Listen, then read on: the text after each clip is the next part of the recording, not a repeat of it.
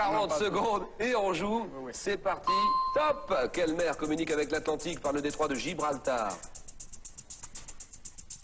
La mer? La mer du Nord? Oh non. Sous quel autre nom connaît-on la mer des Caraïbes? La mer... Quelle mer fermée de l'Asie occidentale est bordée par la Jordanie et par Israël? C'est la mer Noire. Non. Quelle mer faisant partie de l'océan Arctique borde la Sibérie? C'est la mer Noire. La mer... Quelle mer située entre l'Arabie et l'Afrique est reliée à la Méditerranée par le canal de Suez? C'est la mer Noire. Non. Au bord de quelle mer est située la station balnéaire de Yalta? C'est la mer Noire. Oui. Salut le bande, ce que je vais te dire n'est pas une vérité en soi. C'est parti.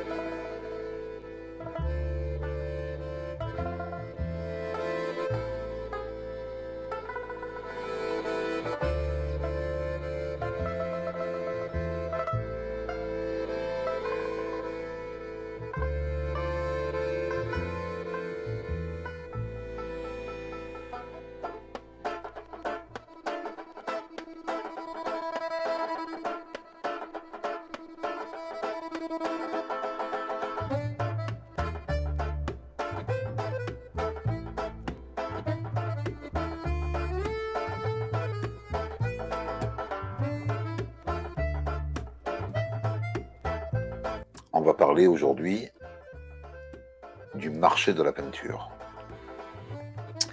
Alors il y a deux belles histoires qui sont quasi identiques. Il y a un certain Wolfgang Fischer. Alors c'est des histoires connues hein, sur internet, ça fait des centaines de milliers de vues. Donc je suis persuadé que je vais rien apprendre à personne. Mais Wolfgang Fischer, c'est un enfant dont le père est restaurateur de tableaux dans les églises. Et pour compléter les fins de mois, parce qu'il ne gagne pas grand-chose avec ce métier, il fait de la copie de tableaux le soir chez lui, qu'il revend sur le marché en disant que c'est des copies. Voilà, ça lui met un petit peu plus de beurre dans les épinards sans qu'il en fasse fortune. À la maison, il a instauré la discipline à ses enfants. Il a 3 enfants, 2 garçons et une fille. Alors l'aîné des garçons, lui, il s'en fout de la peinture. Donc il joue pas le jeu, mais son épouse, le petit Wolfgang et sa sœur, eux, peignent tous les jours avec le père. Tous les jours, ils peignent à la maison. Ils en ont un chevalet chacun. Et vas-y, c'est une occupation. Et Wolfgang dit qu'il prenait même plaisir à ça, que ça faisait partie de son rythme de vie. Ça le plaisait. Il passait des heures à regarder son père lorsqu'il faisait des copies de peinture. On le voyait venir, hein, évidemment. Et un jour, son père, voyant que son fils est intéressé par le travail qu'il fait, Wolfgang a 14 ans, je crois, à ce moment-là, le père lui donne une image d'un tableau de Picasso et lui demande de regarder l'image et de refaire le tableau. Et il se trouve que le tableau, non seulement il le refait à perfection, mais il le fait même mieux que le tableau de Picasso. Il a une grande technique. Il a déjà acquis, à 14 ans, une très très grande technique de peintre. Mais au lieu de rendre fier le papa, ça l'a rendu jaloux, selon ce que dit Wolfgang Fischer plus tard. Il dira que son père était jaloux. Et donc c'est une façon pour lui de tuer le père, si on fait un peu de psychologie rapide. Il a tué le père par le fait même qu'il le dépassait dans son art. Alors à l'école, il ne travaille pas bien, c'est pas un très bon élève. Et on est à l'époque, on est dans les années 70, c'est l'époque des hippies. Et donc il n'a qu'une idée en tête, c'est partir en vadrouille avec ses bandes de potes. Dès qu'il sera majeur, ça sera des grandes virées en moto à travers l'Allemagne. à travers l'Europe. Il sort avec une nana qui a un petit peu de pognon et qui, elle, lui paye une moto, celle qu'on voit dans Easy Rider, la moto de Peter Fonda. Et voilà, c'est un routard. Évidemment, toute cette période-là, il s'essaye à toutes les drogues. Et puis, pour financer le parcours, il peint même le sol, il s'arrête dans des villes, et il peint même il se trouve des petites toiles, des cartons, des planches en bois, il peint, il arrive à vendre ça. Il est même assez fier parce que il dit qu'en moyenne, il arrivait à se faire 100 marques par jour, l'équivalent de 100 marques par jour, alors que son père, qui tirait la langue, en gagnait 900 par mois. Donc il est assez fier de ça, il tue une deuxième fois le père avec ça. Mais pour autant, il est pris de liberté, il veut pas bosser. Malgré tout, un jour, il expose. Il y a il se met d'accord avec un galeriste et il expose quelques toiles. Il en vendra une, plutôt bon prix. Les galeristes veulent le faire signer. Il se refuse à ça. Il veut pas être un peintre de métier. C'est trop de contraintes, passer sa vie dans l'atelier et souvent crever de faim. Ça n'intéresse pas, ça. Il préfère revendre ses petites toiles de temps en temps. Bon, de fil en aiguille, il a 3 tableaux quand même qui sont exposés dans un musée national. Donc ça le rend fier. Hein. Ça fait pas de lui un grand peintre. On verra plus tard que, à titre personnel, c'est pas un très bon peintre en réalité. Ce qu'il fait, c'est pas top. Par contre, il a le don de pouvoir faire de la reproduction. Ça, il sait faire. Il sait faire. Et puis, il a l'idée de faire des tableaux à la manière d'eux. Il va chercher dans les catalogues des peintres, les catalogues officiels de chaque peintre, alors ça porte un nom, je ne l'ai plus en tête. Il a l'idée d'aller feuilleter ces catalogues-là, qui sont riches d'enseignements. Et parfois, il a des pages vides, parce qu'on sait que tel peintre avait peint un jour un tableau dont le motif était des chevaux, des fleurs, un paysage, un portrait. Mais ce tableau, on n'a pas trace de ça, on n'a pas de photo, on l'a jamais retrouvé, on ne sait pas ce qu'il est devenu. On sait juste que, soit par la famille, soit par les écrits, soit par le bouche à oreille, quelqu'un a vu un jour ce tableau. Et donc, les fameux catalogues officiels mettent des cadres blancs de la dimension du tableau et un petit explicatif en disant voilà, ce tableau-là a existé, il représentait telle chose. Et ça lui plaît beaucoup à notre ami Wolfgang. Parce qu'il se dit si personne ne connaît le tableau, je vais le peindre. Je vais le peindre et puis j'essaierai de le vendre. Comme le fameux tableau manquant. Et dans tous les catalogues, il y a ça. Alors, évidemment, il ne choisit pas les peintres les plus célèbres. Parce que c'est trop risqué. Mais il prend des peintres connus, malgré tout, qui sont cotés. Mais ce n'est pas les premiers noms qui viennent en tête. Et puis ça marche. Il va voir les brocanteurs, évidemment.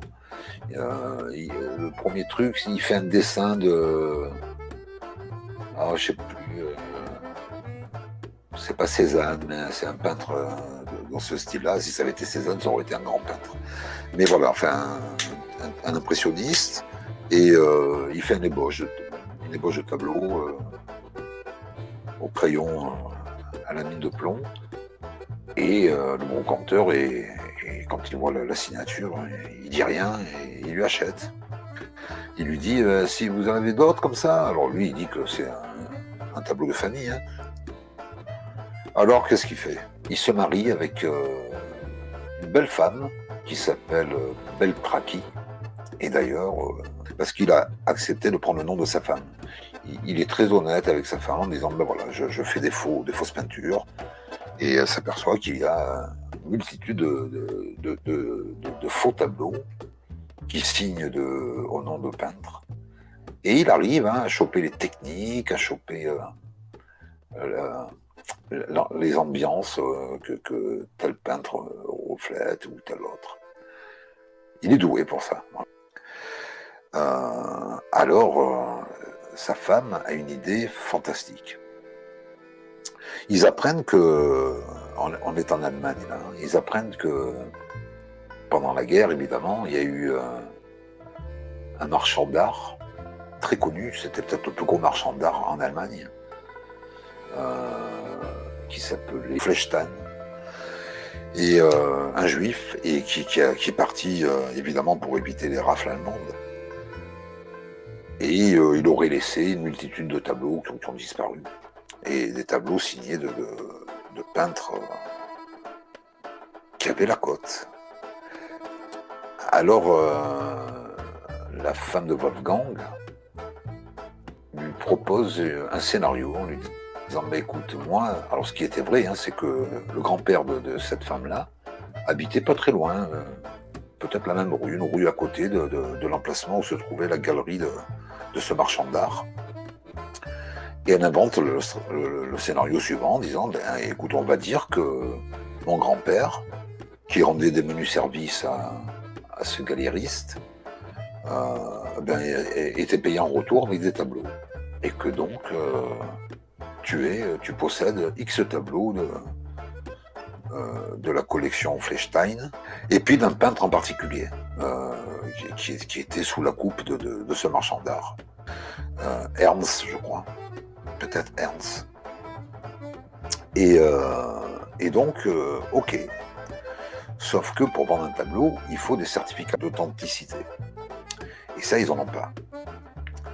Alors, toujours pareil, la stratégie continue. Ils inventent la photo de la grand-mère. En fait, c'est la femme de Wolfgang qui s'habille en femme de l'époque, qui se coiffe comme à l'époque, qui met des bijoux comme à l'époque, et qui se fait prendre en photo dans une salle qui semblerait être la maison de l'époque, de cette grand-mère, puisqu'elle se fait passer pour sa grand-mère. Et donc elle est au premier plan. Et évidemment, derrière elle, ils ont accroché tous les faux que Wolfgang avait peints. Alors ils trafiquent la photo, ils la vieillissent, ils la rendent comme une photo de l'époque, et c'est tellement bien foutu que ça passe. Pour justifier, pour identifier l'existence des tableaux, eh bien, ils montrent la photo de cette grand-mère avec derrière elle les fameux tableaux. Et ça marche, ça passe. Et du coup, il commence à vendre des tableaux plutôt chers, puisque ce fameux peintre, Ernst, était coté. Et là, ça commence à marcher. De fil en aiguille, il rencontre un type dont le prénom est Otto.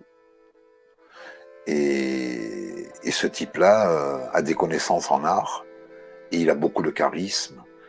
Et ils se mettent d'accord tous les deux. Donc Wolfgang lui dit l'activité qu'il a, et l'autre lui propose d'être son manager, et c'est lui qui va vendre les toiles. Et cette petite association-là marche pendant des années.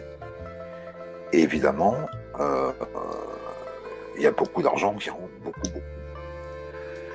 Les maisons de commissaires-priseurs ont toutes vu passer au moins un faux peint par Beltraki. Il y a quand même un acheteur qui a des doutes et qui en parle au service des fraudes, et puis il y a une enquête, et puis la police va s'intéresser à la famille Beltraki. Par quelques fuites, il est au courant de ça, il s'en va. Il prend son camping-car, il amène sa femme, direction le sud de la France. Il s'installe à Metz, je crois que c'est dans l'Hérault, il me semble. Et ils achètent une belle propriété, et puis il continue son activité. Il continue de peindre de faire des tableaux à l'image d'eux. Et il signe du nom d'artiste. Bon, toute cette histoire-là, il se fait piquer finalement. Il se fait piquer, il reconnaît 15 tableaux. Il est accusé pour 15 tableaux parce qu'il n'y a pas de trace du reste. Et alors qu'il en a peint des milliers, selon lui. Et il prend une dizaine d'années de prison, il en fera 6 au total. Sa femme en chope aussi, sa femme fera 4 ans de prison. Otto fera 5 ans de prison. Et puis, depuis ce faussaire, ce célèbre faussaire, eh bien, a sorti un bouquin, fait des talk shows à la télé allemande, et puis il a dû mettre de côté. Alors, on ne sait pas trop s'il a mis de l'argent de côté, parce que il menait grand train. Il s'achetait de belles bagnoles, il achetait de belles fringues, il achetait des bijoux, ils allaient dans les grands hôtels, dans les très très bons restaurants. Ils ont mené vraiment la belle vie, et puis il s'est acheté cette fameuse maison de campagne dans le sud de la France. Non, il a vécu heureux, il a passé quelques années en prison, et finalement il est très fier de lui, en réalité. Ça, c'est une première histoire. Il y a une deuxième histoire.